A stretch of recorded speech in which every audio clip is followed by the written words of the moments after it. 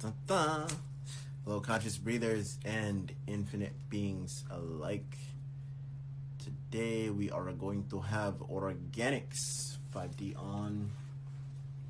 I'm going to have a conversation on many different things. I don't really know where to start. Oh, there he is. He's popping in. Okay.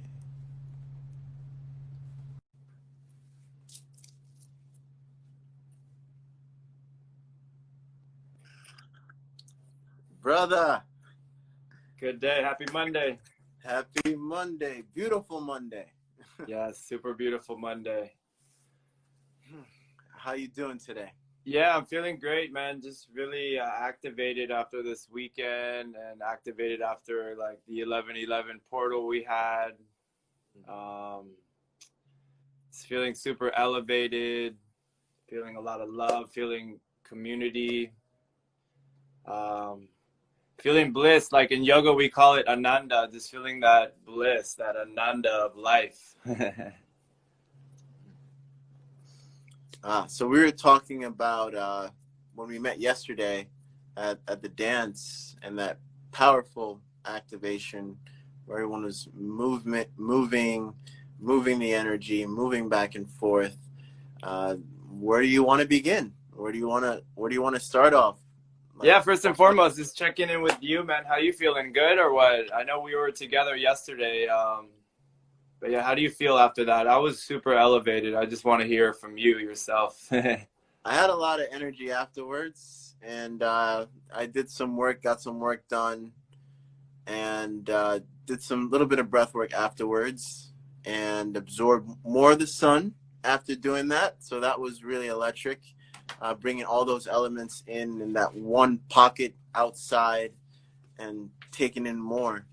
Right. Very grateful for just the sense of community and being embodied in that. It's a really beautiful feeling.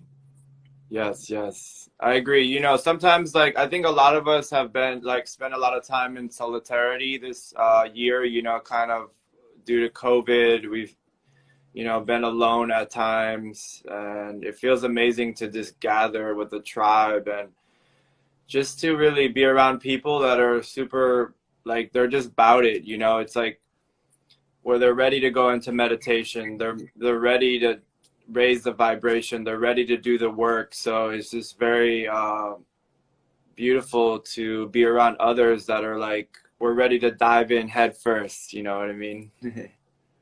And many people around the world may not have that sense of community in that sense. And I feel like we talked about this, we hinted about this a little bit, but we're so blessed to be just in that embodiment of energy here in Miami, and how potent it really is over here. It really is potent. And Yeah. before even moving over here, my friend Nick, another Nick, if you will, he came out here before he went to Hawaii, and he said they're so open. Like I can go to an ice cream store or wherever and set up an event there. I was like, oh, I've never heard of a place that open like that before. So that was what drawn me to Miami, and it's been a beautiful journey with many people from the community that I can really call close friends at this point. Right, right. And you said you got to Miami when, in April or what? April, yeah, I came April 1st. Wow, April 1st. What a powerful day. April 1st, April Fools. What do you know? Yeah, yeah, man. Well, you know, I grew up in Miami, so I've seen like a lot of different like timelines, a lot of different like, I guess you can say, just different ages, you know what I mean, through Miami. And Miami is known as like kind of this like paradise where we all party and we stay up all night and we, you know, drink a lot and do a little bit of this and that. And um, I fell into that when I was younger, I guess, you know, in my early 20s, and just kind of found myself. And now there's like a really strong tribe here. There's a really strong spiritual community. A lot of different people that are, you know, they're tapping into like shamanism, yoga, just spirituality, breath work. So it's very encouraging to see like the new community emerge beyond the nightlife, beyond the party scene, beyond the average, I guess you can say the average like community that was here. There's a lot of tourism and a lot of just people trying to wild out. So there's really a lot more here for the community to grow, you know. And I'm not saying going out at night, it can help you connect and help you meet people, but there's a huge movement going on here and a huge portal. And we got a lot of people coming in from all over the place, from Europe, from South America. So I really call it, you know, a true portal, you know what I mean? A multicultural portal. It really feels like that. And I was only here for, you know, when I moved here in April, I was at the park. I think it was like the 4th day of being here. So like April 5th-ish. Yeah, April 5th, around there. I was standing in the park with the pyramid, and then someone came over. We had a conversation. Ended up being Jeff, the Urban Barefoot, if you know him. Yes, of course. Yeah, and one thing led to another in terms of just diving into community, and just it's just a powerful place to be at this point in time. It's one of the many portals. I like how you said portals, because I didn't realize this until I went to South Point where the rocks were. Set the pyramid up there, and we were staring up at the clouds for a while, and we noticed the clouds were literally freezing. It's been like over an hour. I go to my partner Jen. I went, Jen, have you noticed the clouds move at all? She's like, no, actually. Like, we noticed like it's frozen, and then we thought about it, and we're literally at the tip of the Bermuda Triangle. I didn't even think of that moving here. I was like, yeah, makes sense. But I think South Point is close, or around there is like close to one of the ley lines, probably. Yeah, I agree. You know, that's you know, I've spoken about that a lot recently, just the Bermuda Triangle and all the mystery behind it. To me, all the mysteries in life are what really excites me, you know, just diving into like, you know, diving into a higher consciousness where we're unlocking like mysteries, unlocking our supernatural abilities, tapping into the earth grids, you know what I mean? So everything is available to us to utilize, and using this space right here at the tip of, you know, the Bermuda Triangle, I believe it is super powerful. So just super blessed to be here in my hometown and see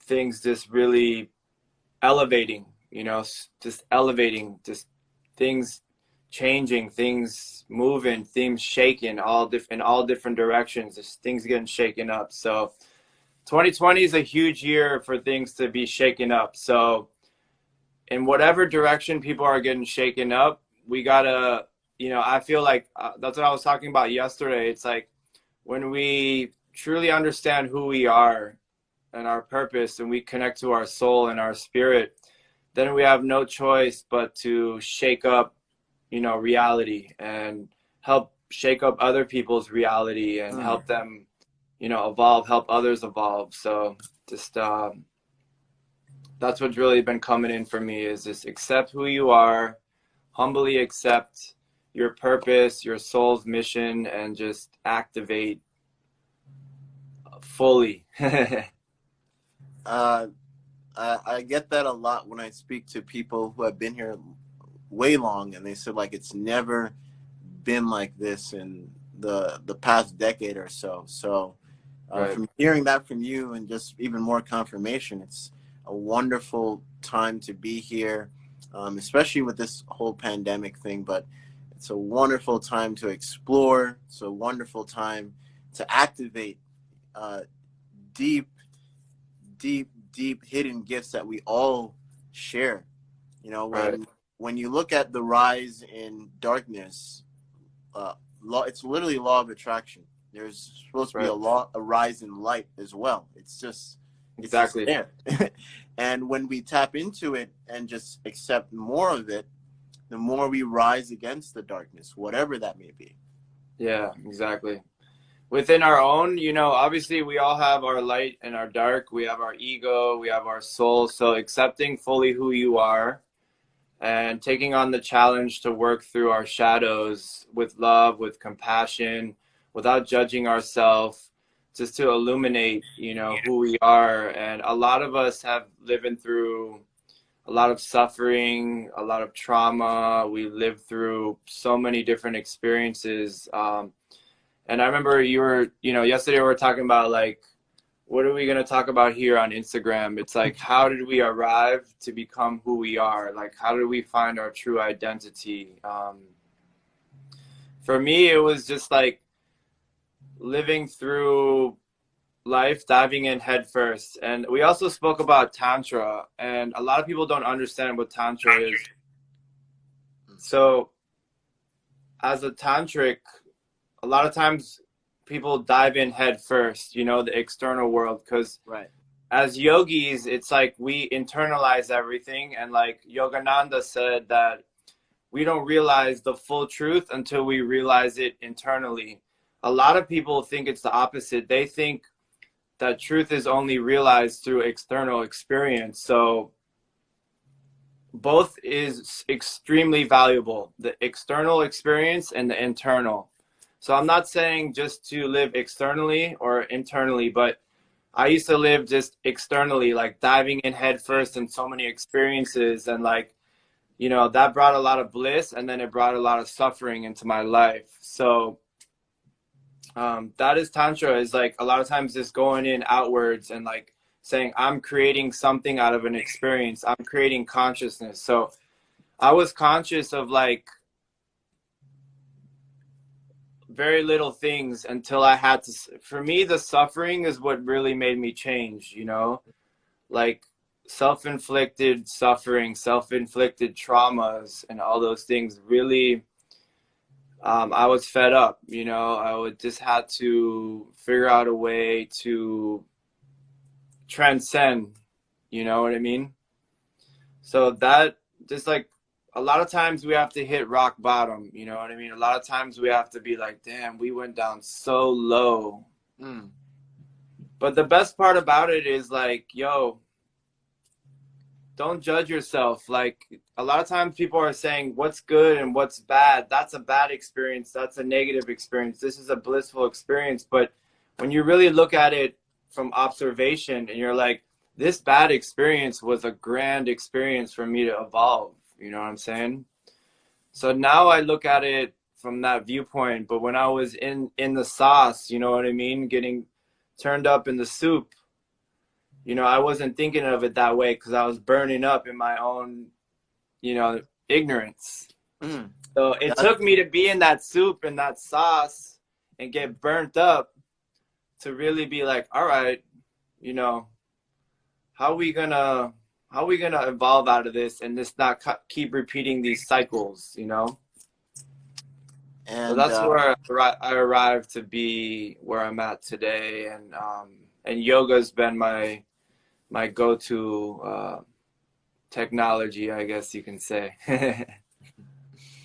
Beautiful, brother. So I like how you said ignorance, like the cause, finding the cause of my ignorance was how I got to the breath, because like hitting rock bottom was literally how this all came to be for me. And finding the root cause of the ignorance was one of the biggest aha moments. I cried, I laughed at the same time. And coming back to the breath, it was bittersweet, blissful, so many different ways to describe it, but so many different emotions that will just peer out. And when you look at the root cause of the ignorance and how you ended up, quote unquote, rock bottom, and you acknowledge that, okay, I manifested this, but I can also manifest other things and other dimensions of reality where it can be the opposite of all that. Right. And when you take full responsibility of the things that you manifested to this point, it's like you're also taking full responsibility of all the actions you've ever done psychologically, or even in many past lives where you were ignorant at a certain point. Who knows? Yeah. and you're all taking it all into that one pinpoint of acceptance, where that becomes another focal point for your own essence and willpower. And that Right. really, really strengthens your willpower when you take acceptance, because it's like, I always say this: when you can pump all the oxygen you want into a corpse, but you can't get the corpse to exhale, and the exhale is your willpower. you can't get it to exhale. You can pump all you want, the lungs will inflate till it pops, Right. but you can't get it to exhale and fully just give.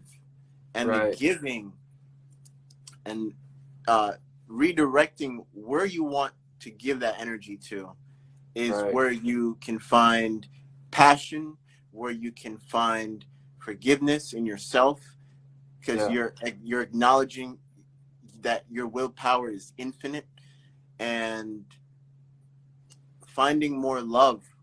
It's more of a self-love in that sense, because you're harmonizing with your willpower at that point in time, and you realize how much you can give and how much you can take, but it's more about the giving more rather than the taking, because the number is literally 1 in 4 trillion of literally being born and being alive, and that is such a huge number.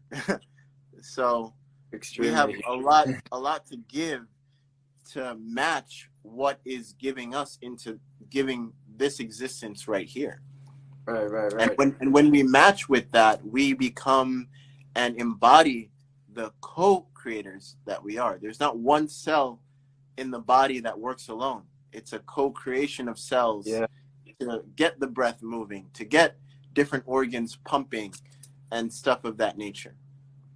So it's within our nature to be co-creators, and that's what brought me to the breath, because the breath is really the string that ties all the co-creators together. Absolutely.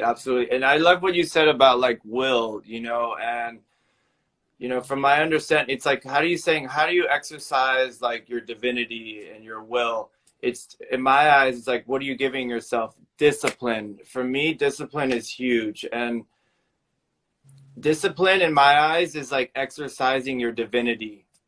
So if I have discipline in my breath work, every day I wake up and I'm disciplined by doing my sadhana, my spiritual practice, doing my breath work. Having discipline in your life is exercising your divinity, exercising your spiritual process. So what is your will? It's like your will is having discipline. If you want to have like a willingness to do good for yourself and for others, we need discipline.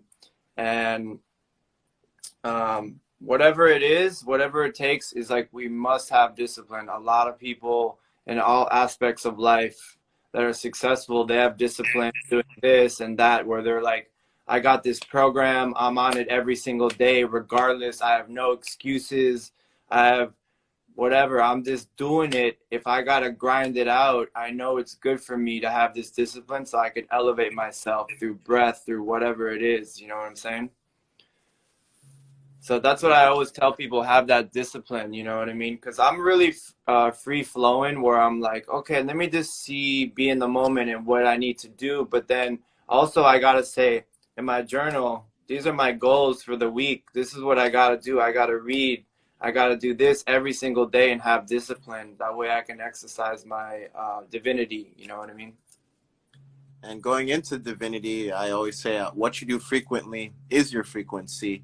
And the more you build and build and build into your discipline, whatever it is, the more it starts to teach you itself. It's like you're harmonizing with the frequency that even got you to that point.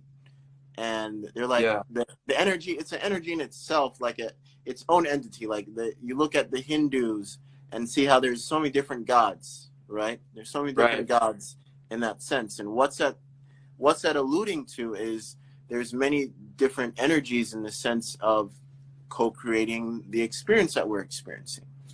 And going back into discipline and frequency in itself, the deeper you dive into it, the more you start to learn different things. Like I always say till this day, and I will definitely admit that the breath is still teaching me till this day. Yeah, absolutely. And that's just being humble to the energy that got me here in the first place, and that's feeding everyone because it's still here. It's still surviving. It's natural law. Natural law will always teach.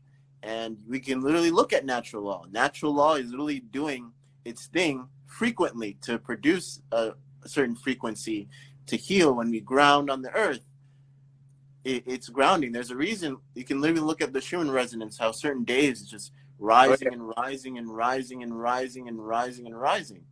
Right. The earth is just harmonizing. It's a living entity. It's a living being.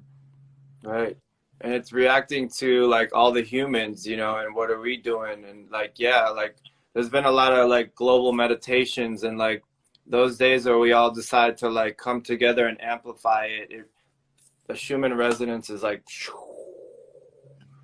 so everything's super connected, you know, and that's what like the ensoulment process is. The ensoulment process is this. It's like saying, I know who I am. What is my identity? My identity is I'm not the body. I'm not the mind. I am the soul. I'm the spiritual self. I'm the feeler of the feeler, the feeler of the feelings, the thinker of the thoughts, and the mover of the body. Right? You're right. Okay, say, so that's the ensoulment process, right? So you imagine if all of a sudden 7 billion people realize that, as opposed to saying, damn, I'm a victim of my mind controls me, I'm a slave to all these thoughts and these emotions. But then when you tap in, you're like, what's my identity? It's like, I am. That's why the I am affirmation I always teach, you know, to every person, whether it's like basic. I'm not saying basic, but I'm just saying the average person day to day that doesn't have any spiritual practice, doesn't have any breath work. It's saying, who am I? Or it's like, who are you? Oh, I'm this guy and I'm a lawyer, I'm a doctor, I'm a firefighter. It's like, no, that's your job. Who are you? Who am I? You know? So coming into that, so I call that the ensoulment process, right? Well, I don't call it, it's just, that's what it is, right? And once we realize that who we are, then we're channeling spiritual energy through us, you know, and then realizing when we do that on a personal level, it affects everything around us. Like that's why people walk into the room and you feel that energy, that's them connecting to their higher self.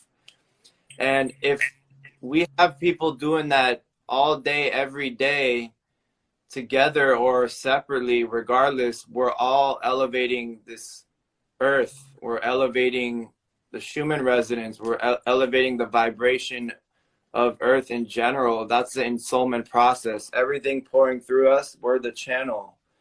So it just feels divine to have that understanding. It's like we are such a powerful instrument, whether we think we're just a speck of dust or a grain of salt compared to the whole macro universe and multiverse, you know.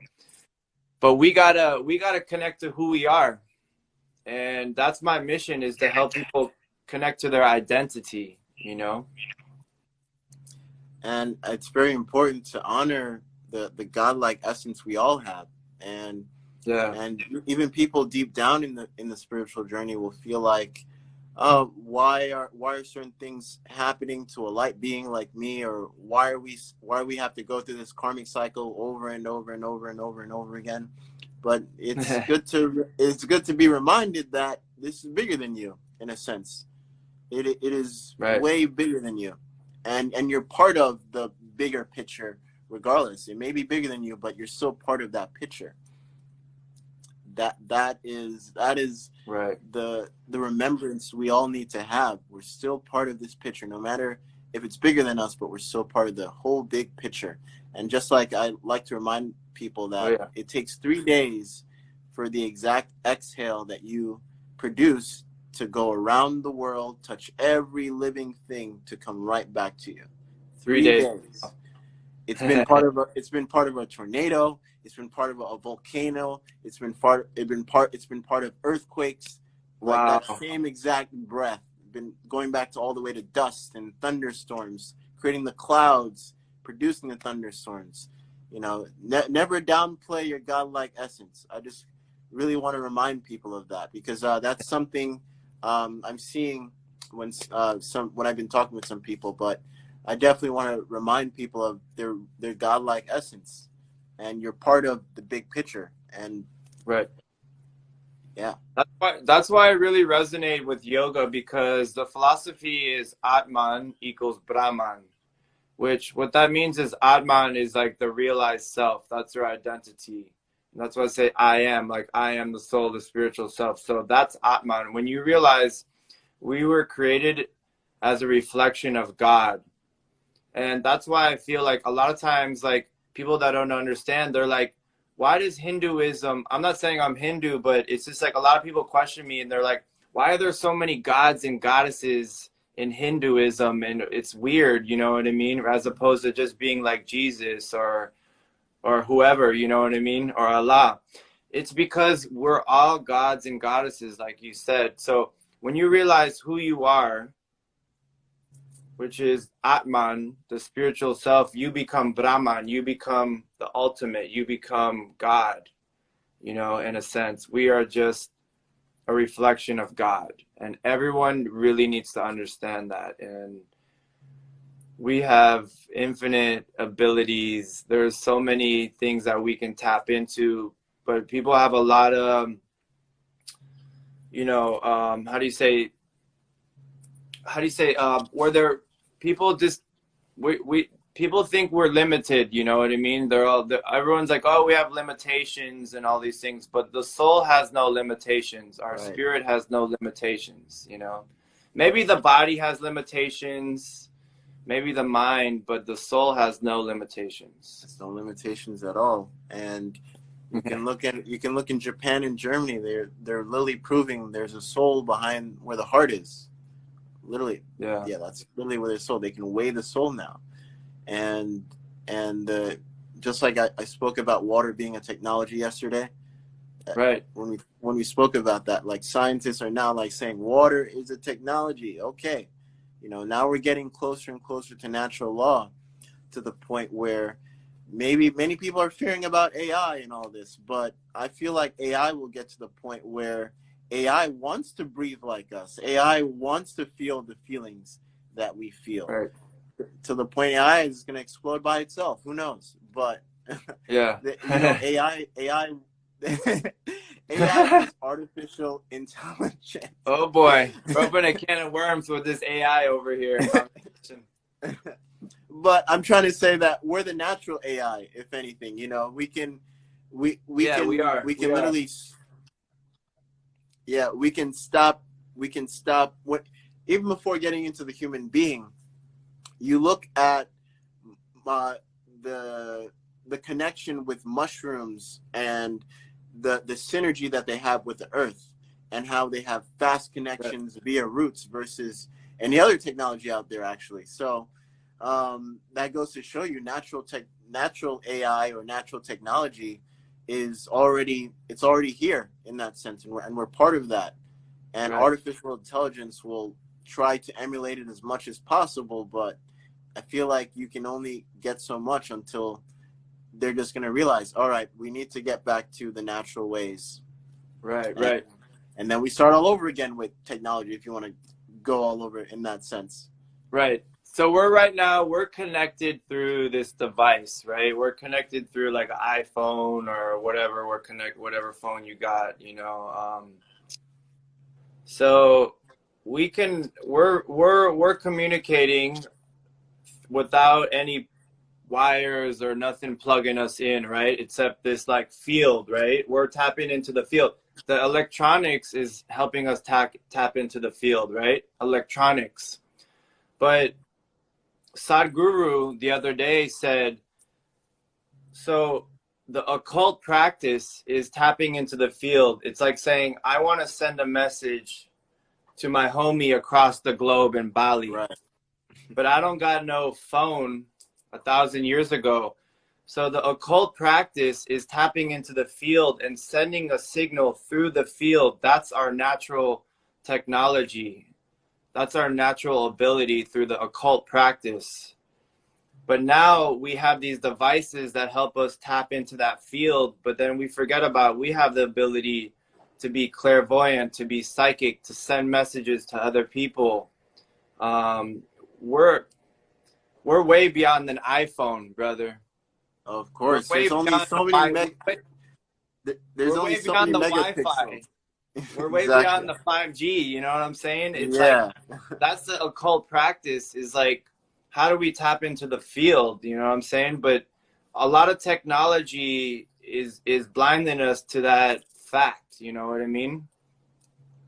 Even though it is beautiful to have this technology here, it's a blessing. I mean, connecting to so many light workers through, you know, Instagram, social media. It's I'm super blessed. I've learned from so many people with this technology, but now more and more as I'm developing like the ability to tap into the field on my own process, you know, that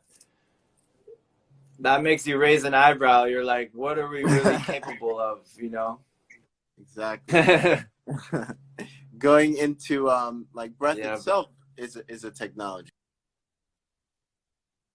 Yes.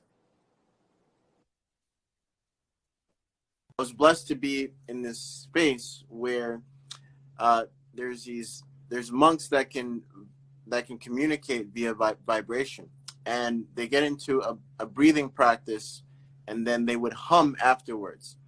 So Right. they get into the breathwork practice, and then I would literally write down something on the paper. I write what did I I wrote many different things. I said I wrote Goku is coming with the spirit bomb. That's what I wrote. And Say the it again. monk, I said Goku is coming with the spirit bomb. That's what I wrote on the Okay. paper, and I gave it to the monk. And then there's the other monk. He's sitting across. He's looking at the wall, and he has his own paper too. So they get it. They harmonize with the breath, and then they start humming. And they hum for a while, and then after they were Right. done, the other monk was literally writing the exact same thing. So Wow. humming in itself, you know, with intention, vibration, that's what it all stems to. That's literally Yeah. what it all Yeah. stems to. And you know, that's my main focal point when uh, sharing the power of the breath. That breath itself is a technology in that sense. You know, just like Right. they're saying water is technology. Well, what's in air? Water is also in air. It's not just air alone. There's different gases Right. in air as well. There's argon, which is one of the most abundant gases. I put that in my first book. Argon, Argon, is one of the most Yes. abundant gases. And what does that sound like Wow. to you? Orgon. Sounds like Right. organ energy. It all ties into it that we are, and the breath is one of those strings that literally attaches into the dimension of when you're sleeping, you're breathing in your dreams, you're breathing in the astral world. You are breathing. It does feel different, but you are still breathing in the astral world in a sense. And you tie all those things together, and it's so Right. obvious that the breath is literally the string that attaches it all. There's everyone is breathing at a simultaneous level, but there's one big inhale in terms of that network that we're talking about beyond Wi-Fi, beyond 5G in itself. The mere fact that I can literally ground myself and not be affected by Wi-Fi or radiation goes to show that the Earth in itself is raising at a frequency where it's communicating, where it's protecting itself from Right. 5G or different things of that nature. You can't beat natural law. You just can't. You can put up all many 5G towers, and sooner or later, you're going to get an earthquake, maybe. You think that may be a coincidence? Maybe not. Maybe it can be a coincidence. Maybe the earth is saying, nah, you got to take this down. Or Right. tornadoes and just knock it over. You know, natural divine intelligence will Right. find a way to protect itself, but beyond protecting itself, just grow and maybe teaching some people a lesson in that sense. And some of us, like Right. me and you and many other light workers, to bring upon these teachings and share these gifts, if you will. And going back even far back then into Nikola Tesla, his main point wasn't to really bring everyone into the idea of physical, and that's why he wanted to literally light up the world via communication, where you actually didn't need a physical phone. I think his ideology going into it was he wanted to make the quote unquote invisible what he could already see, because that's why he didn't even like going into crowds and stuff, because he would see the unseen on people. But Right. I think his ideology was to make this the unseen seen even more, where we ourselves could heighten as beings and communicate that way via versus physical technology. Right. Right. And you know what he said? He's like, if you want to, Nikola Tesla said, if you want to understand the universe, you got to understand it in terms of vibration and frequency, right? Vibration, frequency, So yes. a lot of people don't see it, you know what I mean? It's like everything vibrates, nothing moves, nothing rests, everything is vibrating. But then for the untrained eye, it's like, what do you mean? This this piece of paper is not vibrating, you know what I mean? So it's like the veil of the five main senses, you know, a lot of times the five main senses are extremely useful, extremely powerful, but then what's beyond those five senses, right? And the Mm-hmm. breath helps us get there. And in yoga, one of the process is like pranayama, breath work. And then after pranayama, after you master your breath work, you go into pratyahara, which means sensory withdrawal. So we're using the breath to withdraw our senses, the five main senses, our vision, our sense of taste, touch, feel, etc., withdrawing those. And then what are we tapping into? Even more. Yeah, Even way more. more. Way more. And Yeah.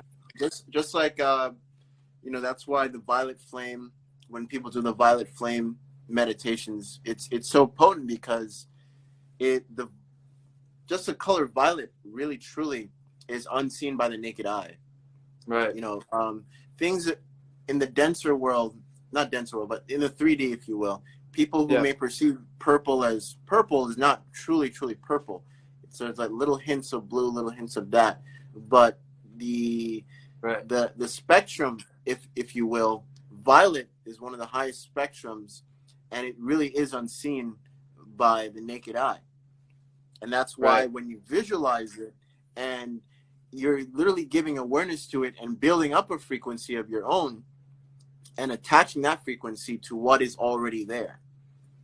Right. Right. And that's why it's healing in that aspect, for real. So also going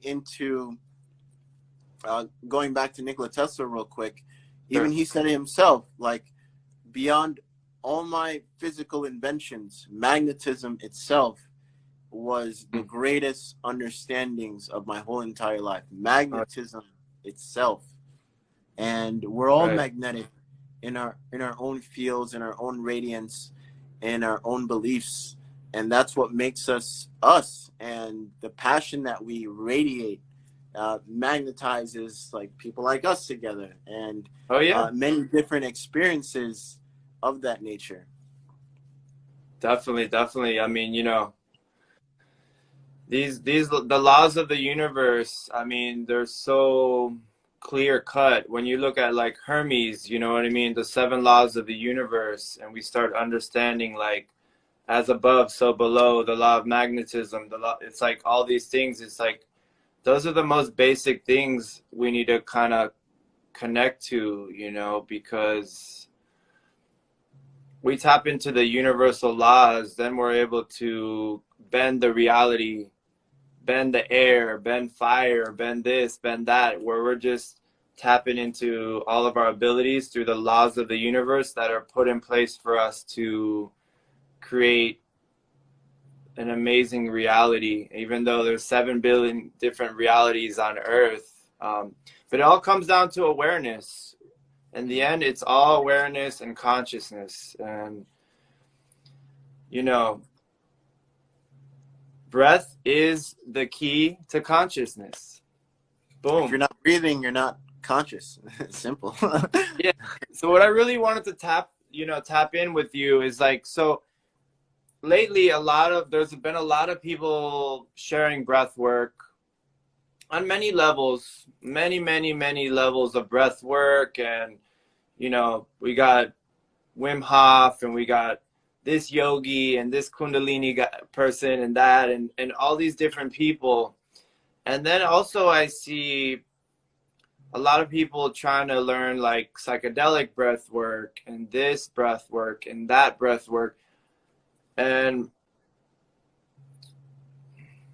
I feel like first and foremost, we got to go back to the basic, to the foundation. And then that's why I want to hear about like what you do. For example, Ah, there's so many levels of breath work, but like, how do you share breath work with somebody that's kind of starting off, that's never done breath work before, that doesn't even know that inhaling through the nose, your stomach is filling up, a deep abdominal breathing, exhaling, stomach coming in, people like that, where they just have no clue.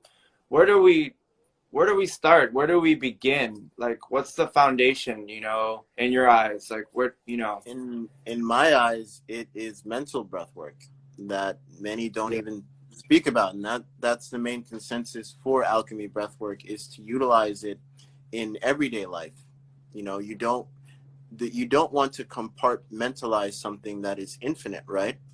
So mental breath work in itself is truly powerful in terms of, I've seen people who have been suicidal. I've been part of a trial, and it has worked wonders beyond even doing any type of like breathing practice in itself. But the mental breath right, work is right, is an animal of its own, and right, that's what I do. I literally alchemize the mentality version and the inhales and the exhales, and utilizing breath in every intention and in every facet of life, and not just compartmentalize it in just a sit down session, but how are you utilizing all those tools in everyday life?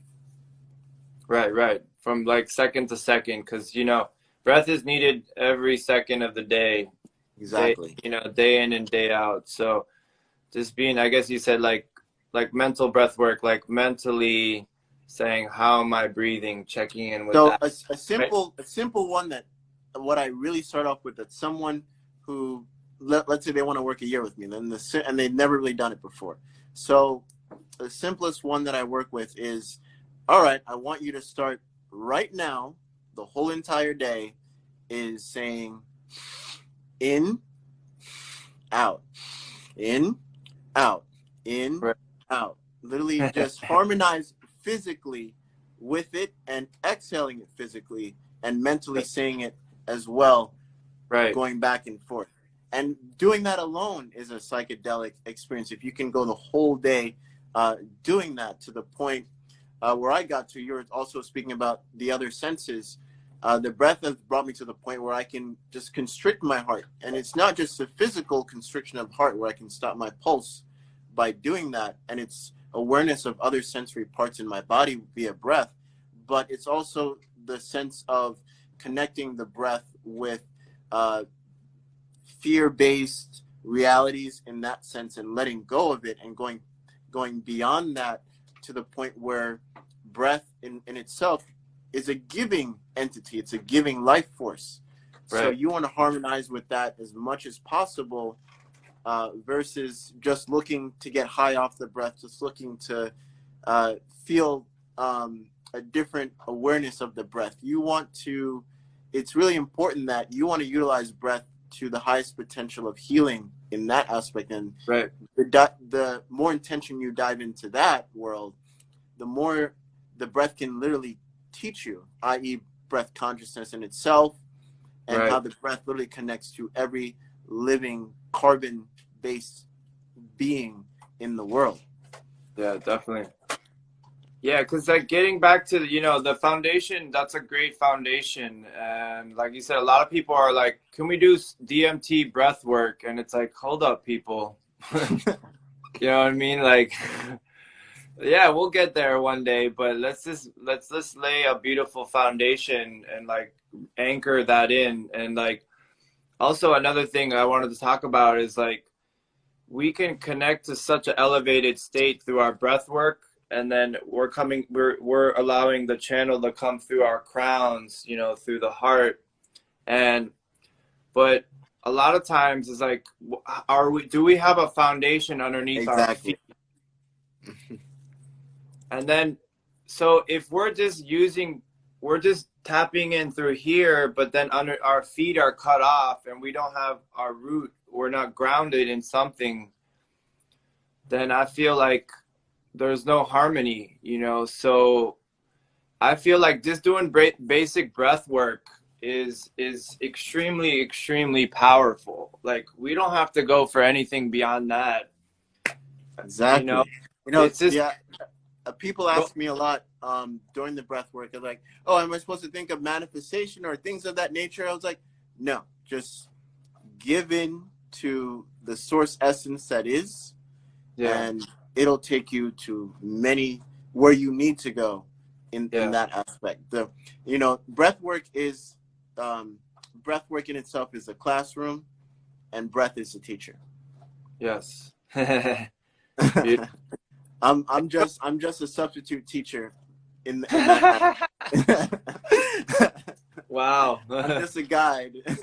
I'm literally just opening the door to the classroom and literally letting the breath do the talking in Yeah, that sense. amazing. And like, so I was an athlete growing up. My dad was like an Olympian, so he got me into sports. My uncle is a professional football coach. So I was like kind of like a jock growing up.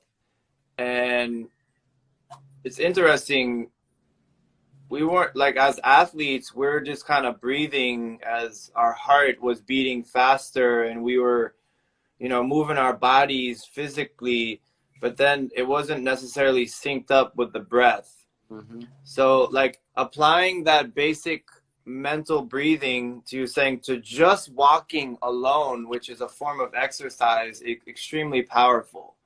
It's like if I'm gonna walk 2 miles and just like you said, inhale, exhale, just keeping it like basic and in a moving meditation, because we could sit down here and we can say breathe, but then when we're anchoring in our body physically with the breath, then everything is in full alignment. And that's to me the most powerful thing, to really apply that to exercise, apply that to walking, apply that to talking, movement, you know, all Right. that. I And literally I think I'm the first one to literally create walking running breath work. It's literally on yeah, YouTube. You guys can check that out.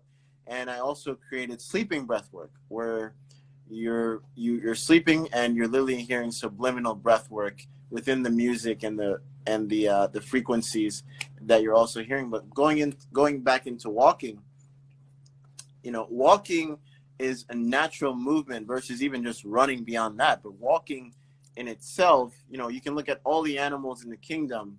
We last longer because we can walk longer. oh yeah, Yeah, when animals are like running like crazy, they'll get tired, and that's where hunters, you know, they'll come in, and the Apatawuti tribe. I hope I'm saying it right. yeah, Alchemy. By the way, in alchemy, we only utilize the nose, and that tribe specifically, they can run 36 miles all the way up to 60 miles and not get tired, and all they're doing is only breathing with their nose. yeah. So when you're harmonizing the breath with movement and walking, and that's how I was dancing yesterday. I was literally doing some intentional breath work while I was dancing. Oh And yeah, someone put me to the side. He's like, "You sure you don't want any water?" I was like, "No, I'm good. I'm hydrated." yeah. You're like my mouth is closed. I'm using ujjayi breath through the nose. Yeah, man. Yeah, yeah. Elena's music. It's very, because she also does it intentionally when she makes her playlist. I know that now. And the first Yeah, time she played, I was dancing to it for like almost 3 to 4 hours, just nonstop dancing. Yeah. and hopefully one day we can collaborate doing something. But Yeah. yeah, when you're only breathing with the nose, going back to athletes, because I have worked with different athletes of that nature, Right. some of them will find out how weak they are actually versus the mouth, because the mouth, you're letting all of it go, but in a sense it's harder to really breathe with your nose because you haven't been utilizing it enough Yeah. or efficiently. Right. And it's not the more you breathe the less you need, it's the more efficiently you breathe the less you need. Yeah. And also the carbon element, that's what we focus in alchemy as well, because we're carbon based beings. We're not oxygen based beings, we're actually carbon based beings. And getting into the quote unquote breathless state, Right. that's where you also build up more carbon in the body. And Right. getting into that breathless state, my Indian friend said, like, they think I'm at the point of samadhi. I think that's what they call it, samadhi. But it's simply Yeah. just connecting the breath with intention, and just being in that field of awareness, because the breath is really attached to everything. And just going back to that simple uh, breath work where I'm saying in, I'm saying out. When you go on and about, and you're around other people, you'll start to notice you're harmonizing with their breathing, and it's not just your own. You're saying in, you're saying out. The body, when the body is seeing another body, they don't really know the difference.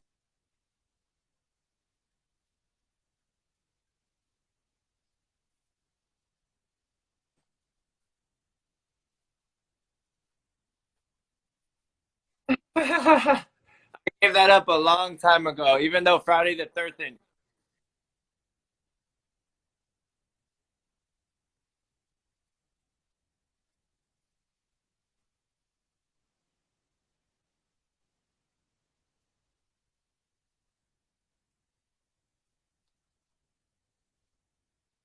No, I was just saying horror movies. I gave up horror movies a long time ago.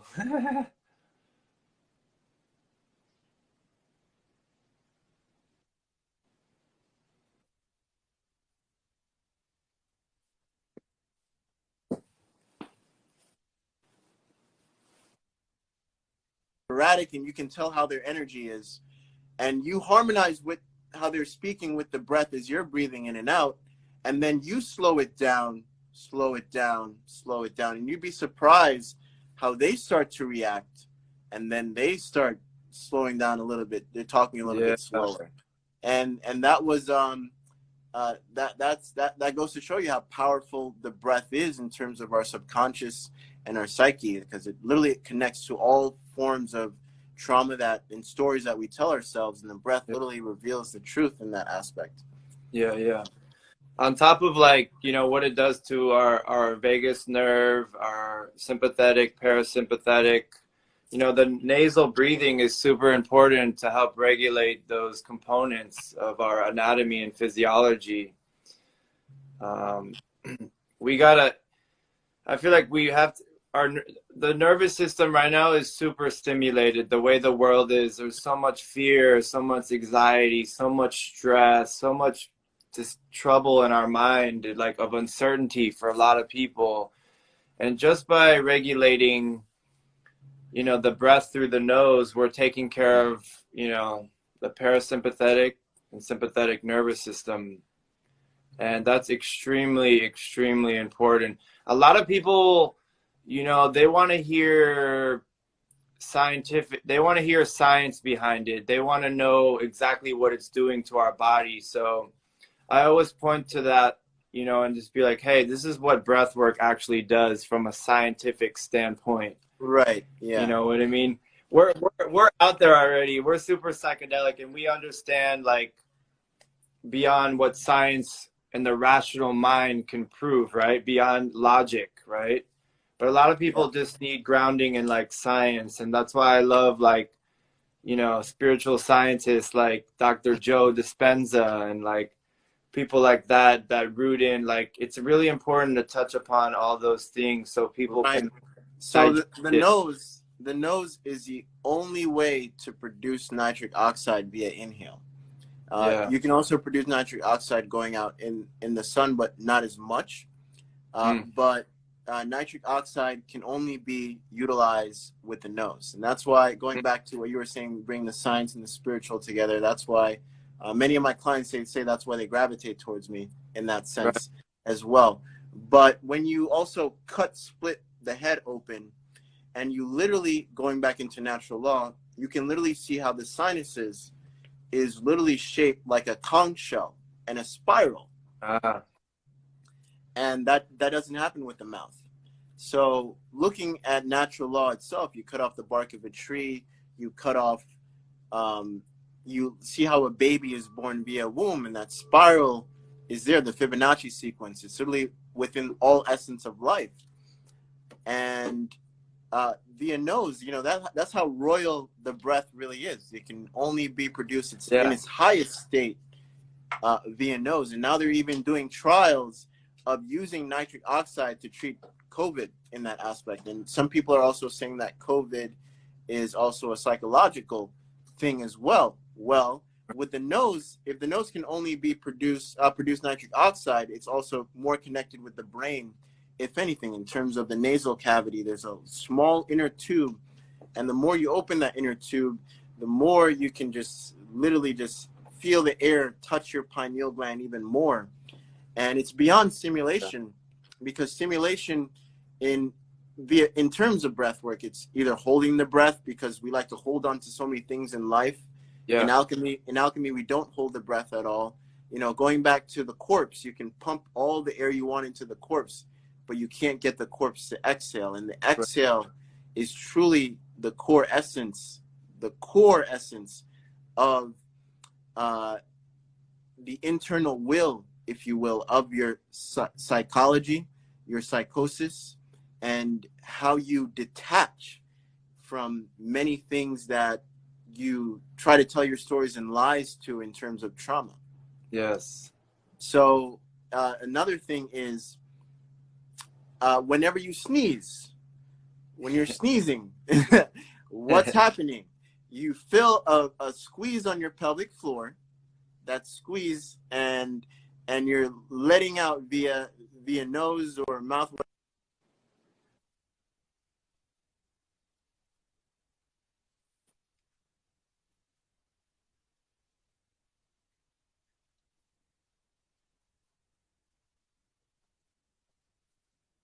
And with detaching from trauma that we no longer need in the body. Right. It's just like Daniela was saying yesterday, light codes, she was just saying this release, you know what I mean? All these different instances where we're like burping, farting, Exactly. shitting, you know what I mean? It's like releasing, and it's all breath at the same time. So, but it's super important to know is like the secret of life is non-attachment, or be able to detach from situations, and the breath is giving you that ability to do it. But if we're holding on to the breath, we're stuck. We're latched on to something. So the breath helps us tap into the secret of the universe, non-attachment. All the masters say non-attachment's key. If you even look at Jesus, right? Jesus lived till he was 33. He knew he was about to get prosecuted. He knew that he was about to get, pinned up on a cross, but he said, I have no attachment to life. Go ahead and do what you got to do with me. So that's why I feel like he had no attachment to the body. And ultimately, he said, go ahead and do what you want to me. And that's how he transcended life, through non-attachment. That's what I feel in my heart, where he just said non-attachment. A lot of people, they want to fight tooth and nail. They're not going to let no one beat up on them or inflict harm or damage. But if you look at Jesus, he was a true martyr, meaning he had no attachment to this physical life. And that blows my mind, where he could just say non-attachment to this body, and non-attachment's so key in the breath. And you even talked about yesterday how you were, which I've yet to done myself. Maybe I'm gonna have to come over, but standing on a bunch of nails, right? Yeah. Either you attach to pain or not. Your feet go on these nails, and you're like, oh, I feel pain right now, but am I detaching myself from pain? Boom. You know. Yeah, that was you know, you're literally, when you're on those nails, it's it's what you want to breathe life into. And at that point, do you want to breathe literally more pain, or do you want to breathe more, quote unquote, letting go? Because that was like the only thing that was getting in my mind. I was like, let go, let go, let go, let go, Yeah. let go, let go. That's not attachment, buddy. That's all it is, right? Letting go, not attachment. Yeah. Wow. Well, Wow. brother, it was wonderful having you on. Thank you. What's your day looking like today? You know, full on, you know, I would say just full on. Right now, I got to do it with some feng shui, where just, you know, clean up the spot, clean up the clutter that happened this past week, you know, with things getting out of order on the 3D world. Just like, it doesn't matter how much meditation we do, it doesn't matter how much breath work we do. But if we got chaos in the 3D world around us where we're disorganized in our spots, you know, we got shit all over the place, that translates to our inner Inner environment. world, yes, yes. Yeah, so I'm about to like hit that real quick for the next few hours, just put a lot of order into my life because I got a lot of things that I want to share and I want to bring out of me, but I first need to create that environment, that feng shui for that to be in alignment. And I haven't, you know, I'm not the best at putting order, you know what I mean, like folding things or doing this or that, but like this week I was like, I gotta be way more efficient. Just being organized, you know what I mean? Beautiful, So beautiful. that's where I'm at. What about you? With me, I have a few more clients, and then I'm gonna try to go to the park afterwards if I can. There's a silent park at Margaret Park. I hope that's what it's called. It's Margaret next to Page. the science. Yeah, yeah, Yeah, yeah. That spot. yeah, Yeah, yeah, I yeah. call it the silent park. It's really silent. Wait, so that's the one next to the museums because there's Yeah, the yeah, one. that Okay, one. yeah. So that's not Margaret Pace. Margaret Pace is the other one on the other side of the bridge, a little bit north, like on 18th. Oh, But yeah, okay. yeah, the one by the pyramid. No, sorry, not the pyramid, by the museums and stuff. I don't know the name of it, but yeah, I love that one. That's super zenned out, bro. Yeah, I'm gonna do some workouts over there as well afterwards. After I'm done some computer things and finally go outside. Amazing. All right, bro. Well, let's catch up. Let's do some activations together, and you know, Sure. we're not far from each other, so let's activate some breath and whatever, you know, else comes in for us. For sure, brother. Can't wait. And we already have Michelle going on the 22nd. So Yep. after that, I'm totally open to do anything with anybody. So Beautiful. until then, brother, and All right. thank you Thank you all so for much. sharing the Okay, you breath. know, Peace. peace and love, fam. So yeah, just did a breathwork session with Devon, Black Airbender. I'm feeling great. I learned a lot in a short space of time, and I'm feeling completely electric right now. It's like words can't even describe the feeling that I experienced and the knowledge that I gained in just a short space of time. So I'll definitely check him out and you know, have him pass on some of his knowledge to you as well. All right.